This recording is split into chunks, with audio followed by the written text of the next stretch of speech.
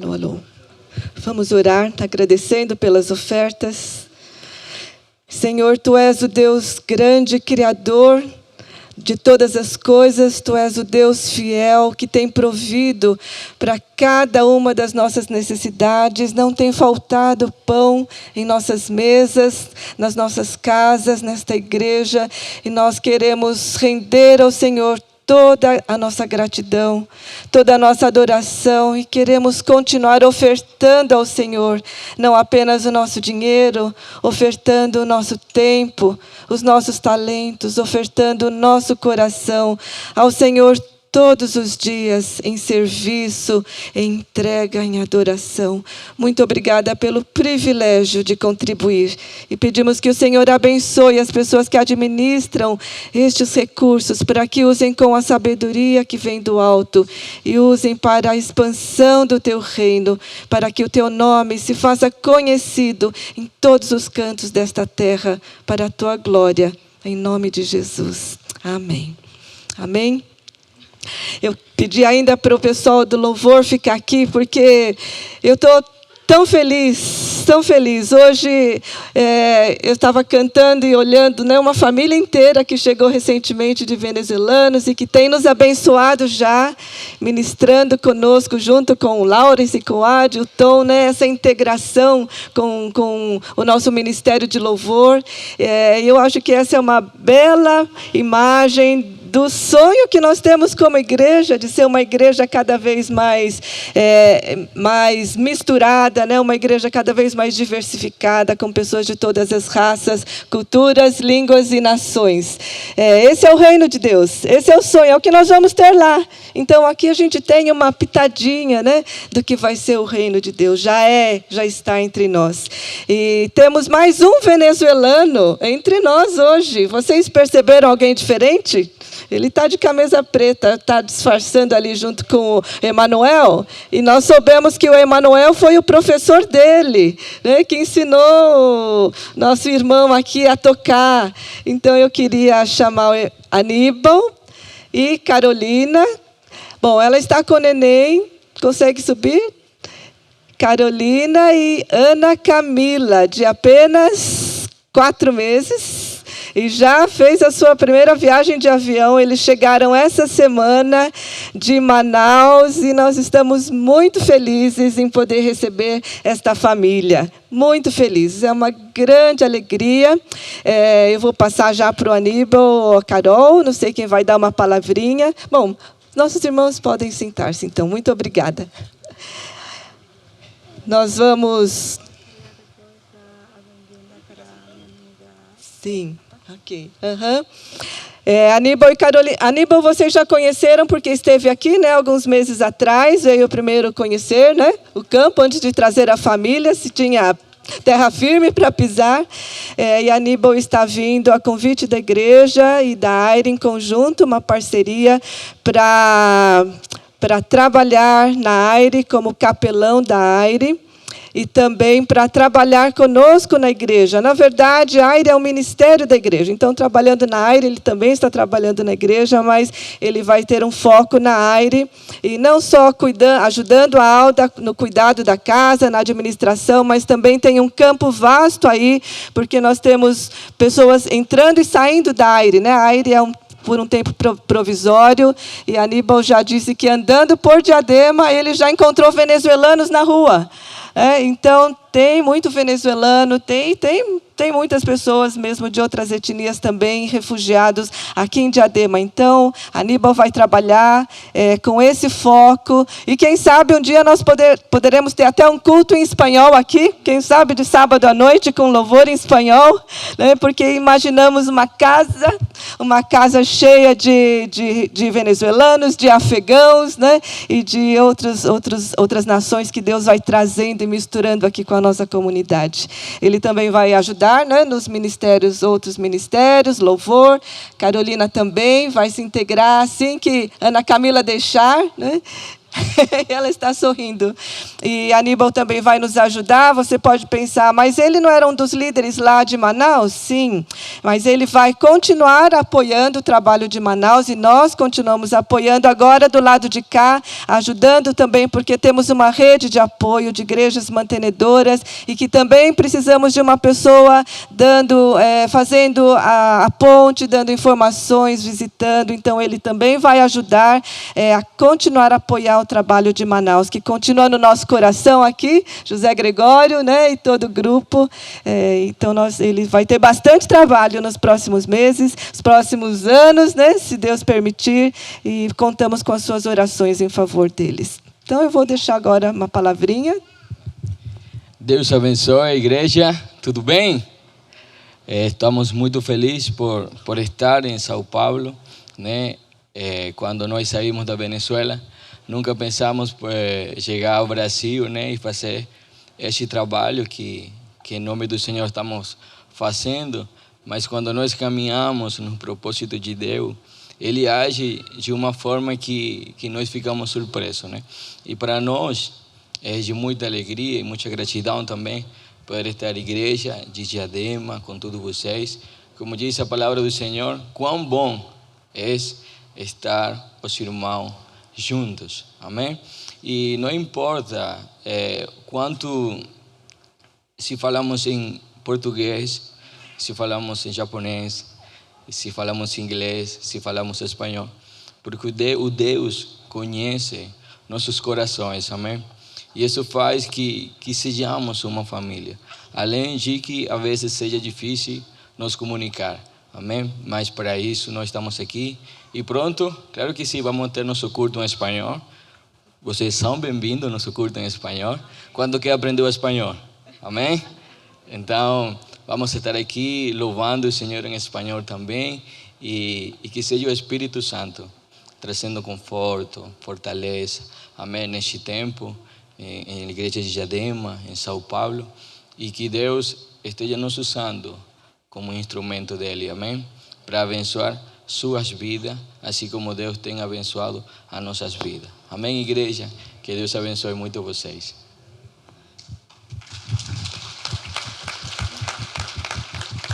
Você quer?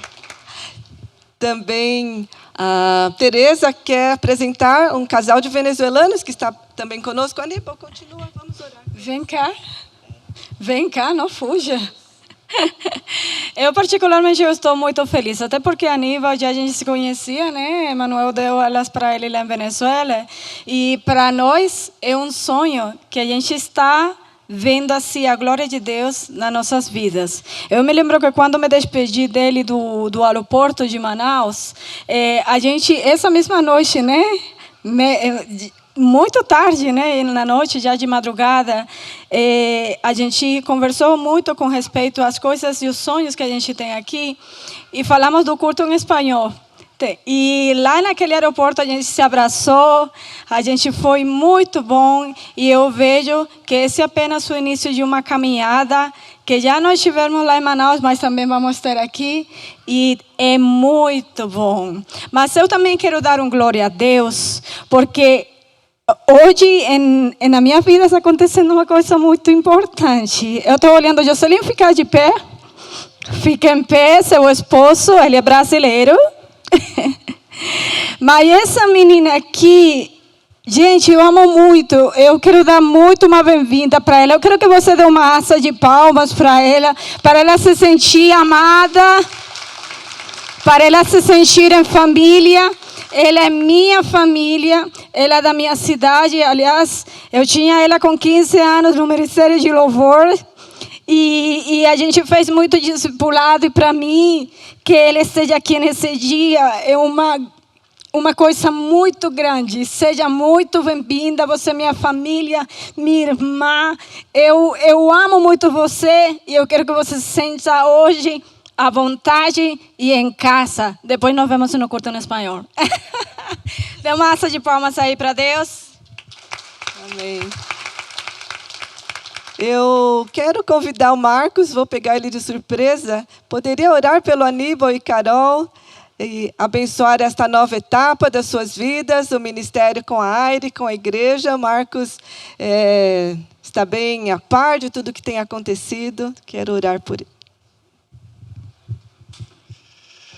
Senhor Deus, nós te louvamos e te agradecemos por essa família que se une à nossa comunidade. Nós te agradecemos porque nós somos uma grande família em Cristo Jesus. Obrigado porque o que nos une é o sangue do Cordeiro. Obrigado, Senhor Deus, porque o teu reino é um reino com todas as tribos, todas as raças, todas as cores, todas as etnias. Nós te agradecemos, Senhor Deus, porque aquilo que parece impossível aos homens é possível para ti. Nós te agradecemos, Senhor Deus, porque nesta cidade, no nosso meio, nós podemos construir um espaço de amor, de convívio, onde o nome de Cristo é honrado, é exaltado e onde todos, Senhor Deus, sem distinção, podem encontrar amor, perdão, refúgio, livramento, aceitação, palavra de esperança, palavra de um reino que já chegou entre nós. Unge, Senhor Deus, o teu servo. Usa, Senhor Deus, a sua boca, as suas ideias, os seus projetos, os seus planejamentos. Renova, Senhor Deus, na vida do Aníbal e da sua família, o desejo de te servir. Que o pastor Aníbal, Senhor Deus, seja guardado pelo Senhor e seja usado grandemente em nosso meio. Dá discernimento. Levanta, Senhor Deus, esse ministério e que ele seja, Senhor Deus, abençoado e abençoador de muitos.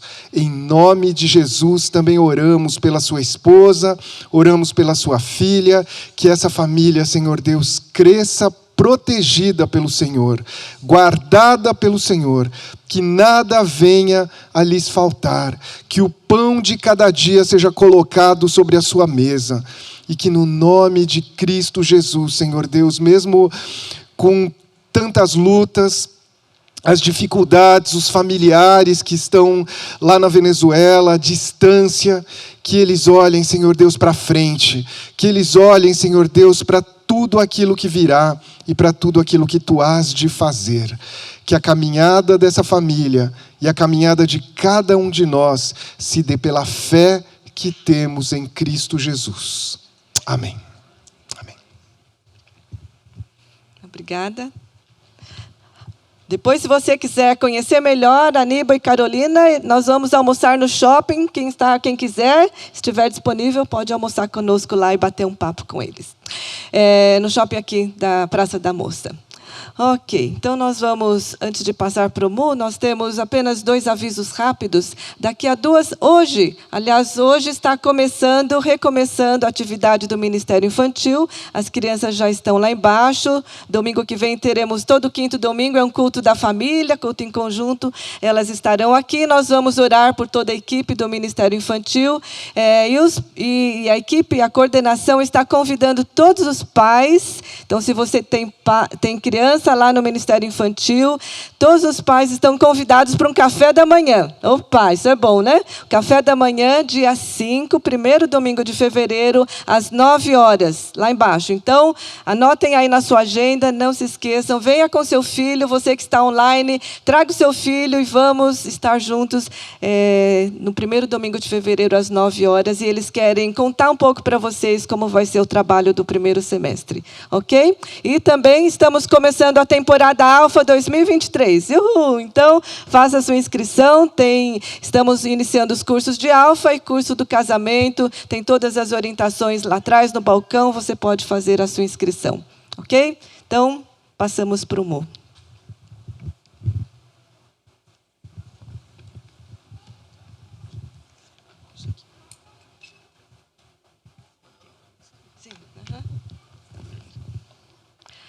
Vamos orar mais uma vez. Senhor, muito obrigada pelo privilégio imenso de podermos abrir a Tua palavra com liberdade nesta manhã, de podermos nos reunir em torno dela, Lembrando, Senhor, que muitos cristãos ao redor do mundo não têm esta oportunidade. E pedimos que o Senhor fale conosco, que esta palavra tão preciosa seja como aquela semente que cai em boa terra e germina e dá frutos abundantemente. Pedimos a Tua graça também sobre o Teu servo, Jorge, que ele fale inspirado, movido pelo Teu Santo Espírito. Oramos em nome de Jesus. Amém. Bom dia. Hoje eu quero falar sobre oração. Eu já falei sobre o tempo sagrado, já falei sobre o templo sagrado, e hoje eu quero falar sobre oração, um tempo de oração. E a oração que eu quero falar é aquela oração pessoal. Não é uma oração pública, mas aquela oração pessoal que Jesus fala para você fazer no seu quarto. É essa oração que eu quero falar, tá? Tem vários tipos de orações, mas a oração específica é na sua intimidade e é aquela oração de comunhão, onde você conhece mais a Deus. É dessa oração que eu quero falar hoje, tá bom? E falando dessa oração, nessa semana, na quinta-feira, a prima da Zenilde faleceu, né? E ela veio... Eu achei que ela não ia vir no CR, né? O Sérgio achou que não ia vir também, né, Sérgio? Ela vem aqui no CR e ela fez a oração da serenidade, né? Todo o encontro do Celebrando a Recuperação termina com a oração da serenidade. E a Zenilde comentou, né? Compartilhou conosco no momento da oração. Ela carrega, né? A oração da serenidade. E quando ela precisa, ela lê a oração da serenidade, e é por isso que ela pôde estar conosco naquele encontro, porque ela precisava estar lá. E a oração da serenidade teve um papel muito importante. Se você não conhece a oração da serenidade, você pode procurar no Google, mas não procura agora não, agora você presta atenção em mim um pouco, tá bom? Mas depois você procura a oração da serenidade, né? E conhece a oração da serenidade. Mas se você quiser, mais do que conhecer, orar junto conosco, toda quinta, lá no CR, a gente ora a oração da serenidade. Na sexta-feira, nós também tivemos o velório da mãe do Escoboy, Dona Teresa, né? Tivemos o velório. E eu lembro que teve um momento que abriu um espaço para as pessoas compartilharem um pouco sobre a Dona Teresa.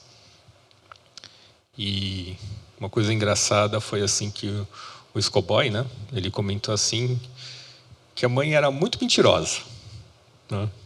Que ela falava para todo mundo que todo mundo era lindo, né? Então eu vou falar para o Escoboy que eu concordo com ele quando ela falava para ele, né? E ele também comentou assim que ela dava muitas vassouradas.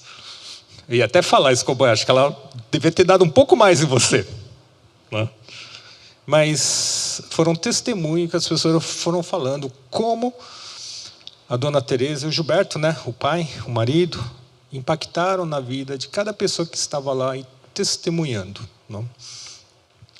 E no final, o seu Gilberto, né, estava eu e a pastora Cátia, a gente estava ali na saída, ele compartilhou conosco, resumindo a partilha dele, ele falou assim: o que me mantém em pé, o que me mantém vivo é a oração. Resumindo, né, Cátia? Foi isso, né? Resumindo, a fala dele é: o que me mantém de pé, o que me mantém vivo é a oração. E para quem conhece a vida dele, sabe as lutas que ele tem passado e como a oração tem impactado a vida dele para ele se manter-se vivo, né? Temos outros exemplos na nossa igreja, o Manuel também, né, Manuel? Como a oração é importante, o pai da Rosa ali também, né? A oração, ele transforma as circunstâncias, com certeza. Mas também transforma o nosso olhar para essa circunstância também. Por isso que podemos ser cuidadosos nos momentos difíceis da vida. Porque o nosso olhar para a circunstância muda. E a oração também nos muda. E através das nossas vidas transformadas, através de um coração transformado, transformamos as vidas que estão ao nosso redor. Foi o que eu ouvi do testemunho sobre a Dona Teresa também, né? Então, essa oração íntima que eu quero falar um pouco, que nos transforma, que nos faz conhecer e principalmente nos faz conhecer a quem oramos. Tá bom? Chega de enrolação, vamos lá para o texto. Quero ler com vocês Efésios 3, 14 e 21. É a oração de Paulo para a igreja de Éfeso, para a comunidade de Efésios. Efésios 3, 14 e 21. Que linda oração que ele faz. Eu vou ler primeiro todo o texto bíblico. Se a mensagem for ruim, pelo menos o texto bíblico você tem. Não é verdade? Então eu vou ler todo o texto bíblico. E depois eu queria caminhar com vocês por cada versículo. Pode ser? Se não for, também não tem problema, que vai ser desse jeito. Tá bom? Eu só perguntei, só para perguntar. Vamos lá, 14. Por essa razão, ajoelho-me diante do Pai, do qual recebo o nome de toda a família nos céus e na terra. Oro para que, com a sua gloriosa riqueza, Ele os fortaleça no íntimo do seu ser, com poder, por meio do seu Espírito, para que Cristo habite em seus corações mediante a fé. E oro para que vocês, arraigados e alicerçados em amor, possam, juntamente com todos os santos, compreender a largura, o comprimento, a altura e a profundidade, e conhecer o amor de Cristo, que excede todo conhecimento, para que vocês sejam cheios de toda a plenitude de Deus. Aquele que é capaz de fazer infinitamente mais do que tudo o que pedimos ou pensamos, de acordo com o seu poder que atua em nós. A Ele seja a glória na igreja e em Cristo Jesus, por todas as gerações, para todos sempre. Amém. Que oração linda, não é verdade? Poder orar dessa forma por uma comunidade. E nessa oração, Paulo ele sabe das dificuldades que a igreja estava passando, mas ele não pede para que se tire essas dificuldades. Não é interessante? Mas ele fala para conhecer mais a Cristo. E a maioria das orações que ele manda para as comunidades, o que ele pede é que cada um conheça mais a Cristo. As orações de Paulo é assim. Não é para tirar as dificuldades, mas é para conhecer mais a Cristo. Tá bom? Então vamos lá. 14. Por essa razão, ajoelho-me diante do Pai. Por que razão ele se ajoelha diante do Pai? Qual é a razão para ele se ajoelhar diante do Pai? Se você ler Efésios 1 e 2, depois na sua casa você lê Efésios 1 e 2. Meu tempo é curto, então eu não vou ler o Efésios 1 e 2 para você. Mas você chegando em casa, confira o que está escrito no Efésios 1 e 2. Porque o que ele fala em Efésios 1 e 2 é a razão para ele se ajoelhar diante do Pai. Eu, pelo menos, peguei 5. Tá? Você pode achar mais, mas eu peguei 5. Primeiro, o plano de Deus de fazer todas as coisas convergirem em Cristo. Desde a criação até o momento que Cristo nasce. Nós comemoramos o Natal mês passado. Até esse momento, tudo convergindo para Cristo. Esse é o motivo porque ele dobra os joelhos. Segundo motivo, reconciliação entre Deus e os homens por meio de Cristo. Por meio de Cristo, nós somos reconciliados. Eu e Deus. Nós e Deus. Segundo motivo para ele dobrar os joelhos. Ele mostra um Deus que nos procura, que nos busca. A boa vontade de Deus de nos encontrar. Não é você que vai atrás de Deus, primeiro é Deus que está indo atrás de você. E Paulo mostra isso, que ele fez de tudo para a gente reconciliar com ele. Terceiro motivo, reconciliação entre uns com os outros. Esse é difícil, não é não? A reconciliação entre nós. Eu e você, reconciliados. Você e o teu próximo, reconciliados. Você e o gentio reconciliado. Judeus e gentios reconciliados. Esse é o terceiro motivo.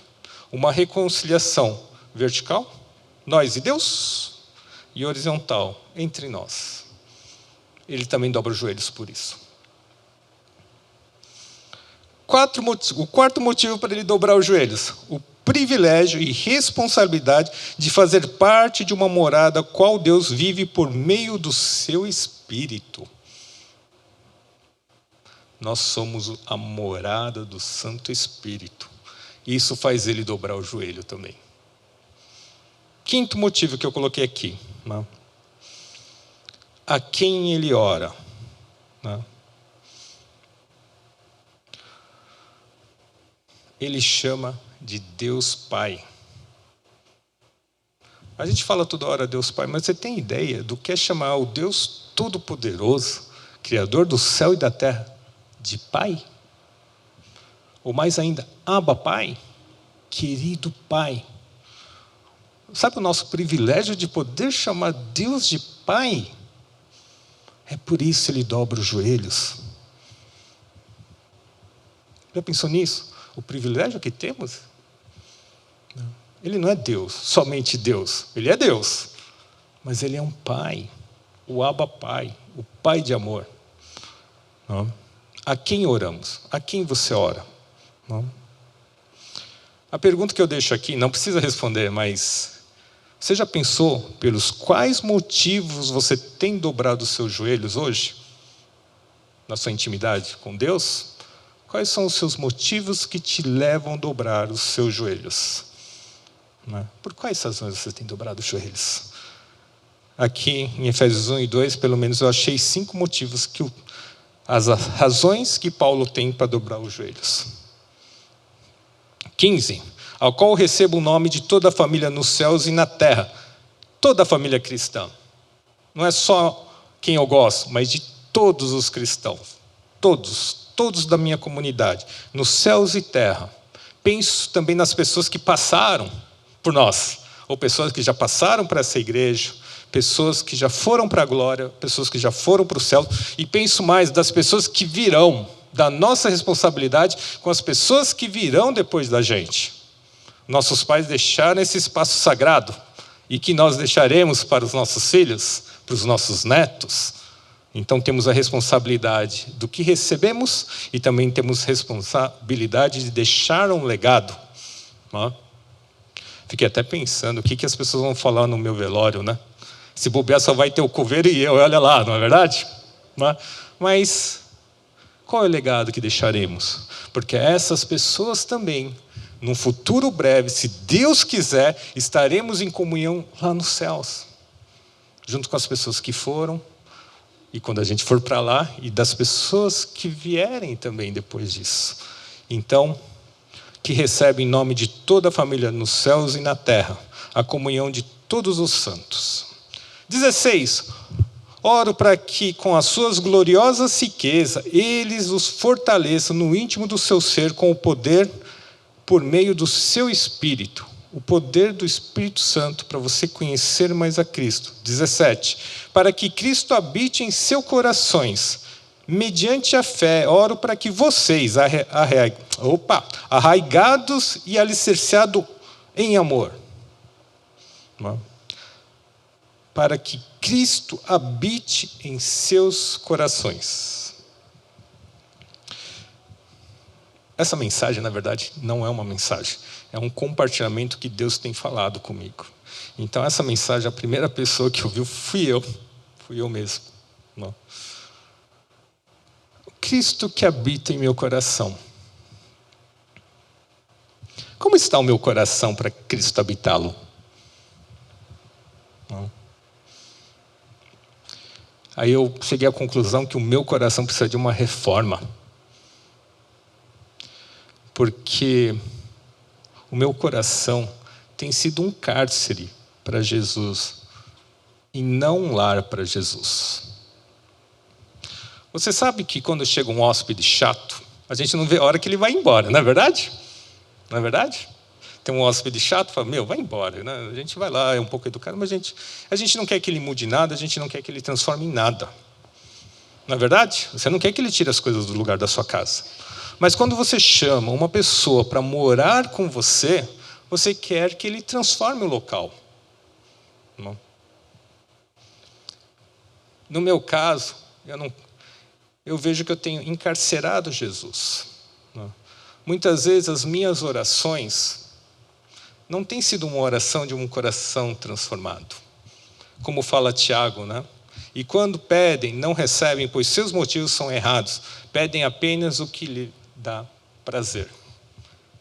Então, quando Deus mostrou isso para o meu coração, que o meu coração não é um lar de Cristo, mas é um cárcere de Cristo, porque eu quero que Cristo faça as minhas vontades. O Cristo que eu conheço é o Cristo que faz minhas vontades. Ou o lado que eu quero conhecer de Cristo é o Cristo que eu quero que faça o que eu quero. Eu quero que Ele faça as minhas vontades, muitas vezes. Ou muitas vezes também nessa caminhada cristã, eu me converti com 10 anos, hoje estou com 50, nesses 40 anos de caminhada, o quanto, em nome de Cristo, eu transformei a vida dos meus irmãos, que me conheceram nesses 40 anos, no inferno. Por uma teologia distorcida, por um conhecimento de Cristo superficial e distorcido. Acabei usando o nome de Cristo para infernizar a vida dos meus irmãos. Eu vi que o pouco conhecimento de Cristo que eu tenho me fez levantar muros do Cristo verdadeiro. Me fez levantar muros entre eu e meu irmão. Me fez levantar muros entre uma pessoa diferente de mim. Então a minha cabeça distorcida prendia Cristo dentro de mim. Mas Cristo é tão amoroso que Ele nunca fugiu. Ele podia ter saído de lá. Fugido não, Ele podia ter quebrado e ter saído de lá. Mas assim como Paulo, quando teve o terremoto, o Paulo não fugiu do cárcere, porque se o Paulo tivesse Cristo, dedicando um pouco mais à oração. Eu sempre falei que sou uma pessoa que ora pouco. Não. Eu leio muito, mas oro pouco. Hoje eu tenho orado mais, buscado mais a Cristo e meditado mais na Tua Palavra para conhecer mais a Cristo. Através da palavra dEle, através de Jesus Cristo, porque nós não podemos olhar a glória do Pai. Diz a palavra de Deus que se a gente olhar para a glória do Pai, nós morreremos. Mas o Pai foi tão amoroso na busca por cada um de nós, que Ele mandou o Seu Filho Jesus Cristo, revelado na história humana, na minha história, para que eu pudesse conhecer cada vez mais a Deus. E eu não sei se vocês já foram apaixonados. Sim, já foram apaixonados. Aquele seu primeiro encontro, aquele seu primeiro amor, quando você encontra, seu coração acelera, não é verdade? E você deseja conhecê-lo mais, não é não? Você não quer conhecer mais a pessoa? E você busca saber mais da pessoa? Comecei a voltar esse meu primeiro amor a Cristo. E meu coração tem acelerado para conhecer mais a Cristo. E eu, por vontade própria agora, eu me apresento a Cristo. Uma coisa que eu sei que Cristo me conhece muito bem, mas agora eu me apresento a Cristo. Eu quero que Cristo me conheça. Eu sei que Ele me conhece, mas eu quero me apresentar a Cristo. Não tem em Mateus não fala? Oh Deus, eu andei com você, eu orei para você, mas aí Jesus fala, nem sei quem você é. Não, eu quero que Ele saiba quem eu sou. Eu quero me apresentar a Cristo. E apresentar a Cristo tem sido doloroso para mim. Porque eu cheguei para Cristo, Cristo, eu sou assim. Meu querido filho, esse daí é o que você quer que os outros pensem de você. Ah, tá bom, Deus. Eu sou assim, Deus. Não. Deus falando, não, esse não é você. Esse agora é aquele que você acha que os outros pensam de você. Ah, tá bom, Deus. Deus, eu sou assim. Aí Deus fala, não. Esse é o que você acha que você é. Aí eu falei, então Deus, me mostra quem eu sou. E esse processo de transformar o coração é dolorido, porque Deus vai mostrando quem você realmente é. E eu confesso, irmãos, eu fiquei e estou ficando cada vez mais chocado. Estou ficando cada vez mais chocado. Mas Deus tem me revelado quem eu realmente sou. A oração cria intimidade com Deus, cria intimidade comigo mesmo e cria intimidade com Deus, quem eu sou. Agora, eu começo a entender quem eu sou e começo a entender e conhecer mais quem é Deus. Então, a minha forma de orar tem mudado um pouco. Só um pouco, não muito, ainda estou no processo, estou na caminhada. Né?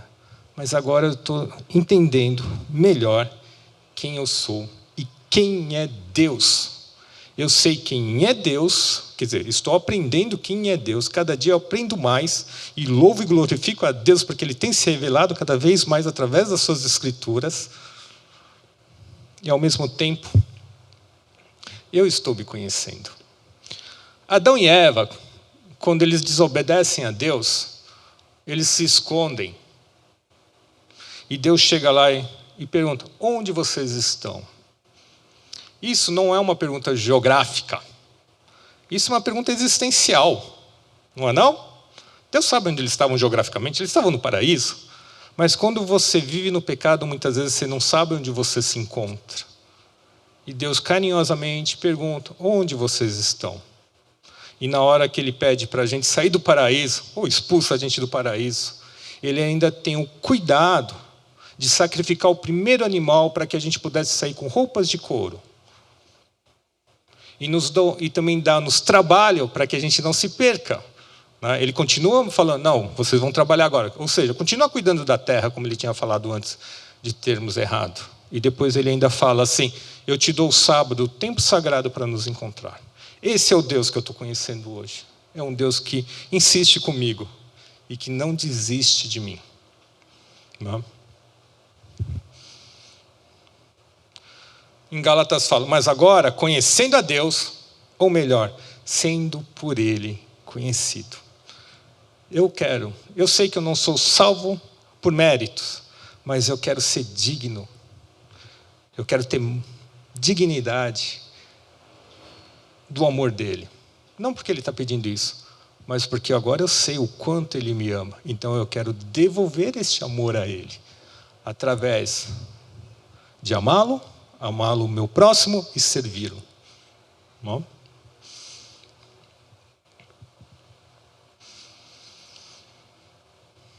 E as perguntas que eu faço para mim as palavras que saem da minha boca ou dos meus dedos, né, porque hoje em dia a gente manda muita mensagem, tem abençoado e santificado o meu irmão em Cristo? Estou aprendendo a estabelecer a relação correta entre o meu coração transformado e a palavra, o verbo que sai da minha boca? O quanto eu tenho testemunhado de Cristo? Semana passada o Edson falou, né, Edson, que montanhas e árvores testemunham a glória de Deus. Não é? Alguma coisa assim, né? Que você foi para um lugar e viu as montanhas e viu quantas montanhas testemunhavam a glória de Deus. E eu fiquei me perguntando, eu, que fui criado à imagem e semelhança de Deus, muitas vezes não consigo nem ser um testemunho vivo da presença dEle, nem aqui dentro da minha própria comunidade. Fiquei pensando muito nisso, Edson. Não? Bom, mas eu quero deixar assim que nós somos a residência de Cristo.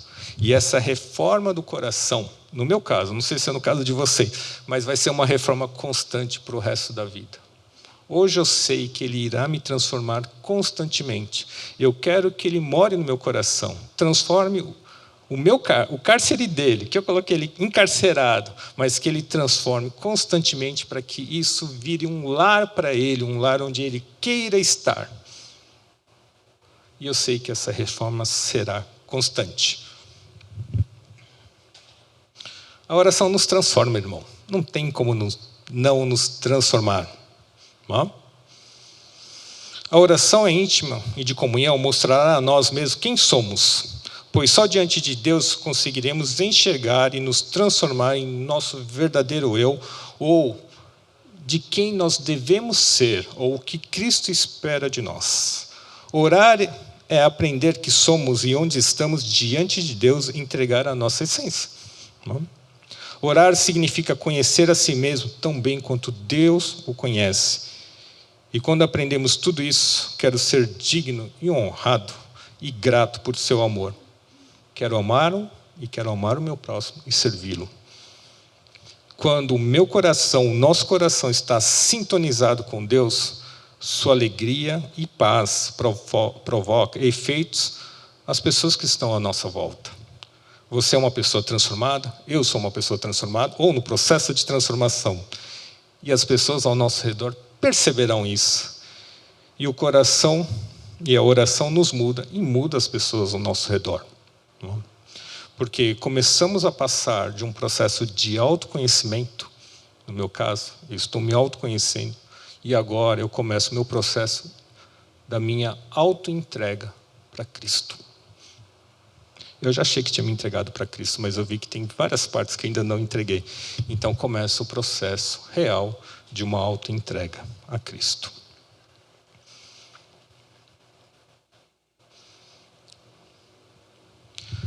A oração é um convite a Deus para intervir em nossas vidas, em nossas histórias, para permitir que a sua vontade, a vontade de Deus, prevaleça na minha vida. E também a oportunidade de sermos honestos para dizer o que acreditamos e para sermos coerentes com o que cremos e falamos. Você lembra da oração de Cristo antes do Calvário, antes de Ele ser crucificado? Mateus 26, 39 fala assim: indo um pouco mais adiante, prostrou-se com o rosto em terra e orou: meu Pai, se for possível, afasta de mim este cálice. Contudo, não seja como eu quero, mas sim como tu queres. Você tem ideia de como deve ter sido essa oração para Jesus? A força dessa oração? Jesus foi muito claro para o Pai. Falou: Pai, se der, afasta esse cálice de mim, mas que seja feita a tua vontade. A gente sabe que Jesus foi crucificado em nosso lugar, o que Ele passou. Você tem ideia do sofrimento dele para Ele chegar e pedir para o Pai: Pai, afasta esse cálice. Mas por obediente, por coerência, por amor a cada um de nós, Pai, que seja feita a tua vontade. Eu não sei se ainda consigo fazer isso, né? Fala: Pai, que seja feita a sua vontade, dependendo da circunstância que eu me encontrar. Mas Jesus fez isso. E uma pergunta que queria deixar aqui também é: como o poder do Santo Espírito tem redecorado e transformado o seu coração? Bom, até aqui a gente só falou, né, o poder que Deus tem nos dado para transformar o nosso coração. 18. Possam, juntamente com todos os santos, compreender a largura, o comprimento, a altura e a profundidade, e conhecer o amor de Cristo que excede todo o conhecimento, para que vocês sejam cheios de toda a plenitude de Deus.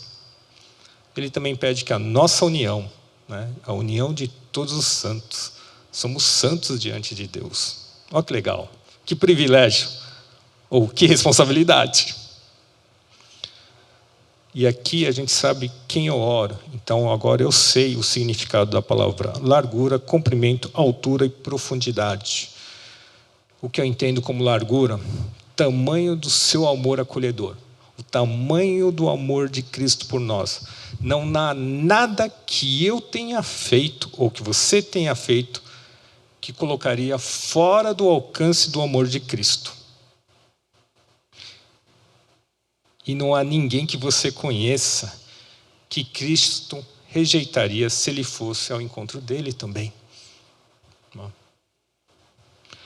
Comprimento é o amor eterno, amor de toda a eternidade, do passado, presente e futuro.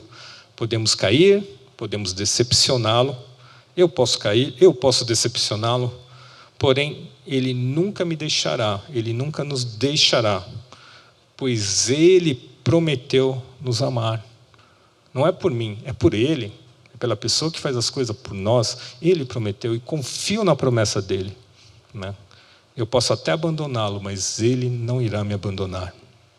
Altura, amor que não só nos tira do inferno, mas nos eleva aos céus, onde iremos encontrar todos os santos que vieram antes de nós e aqueles que virão depois de nós, encontraremos todos lá.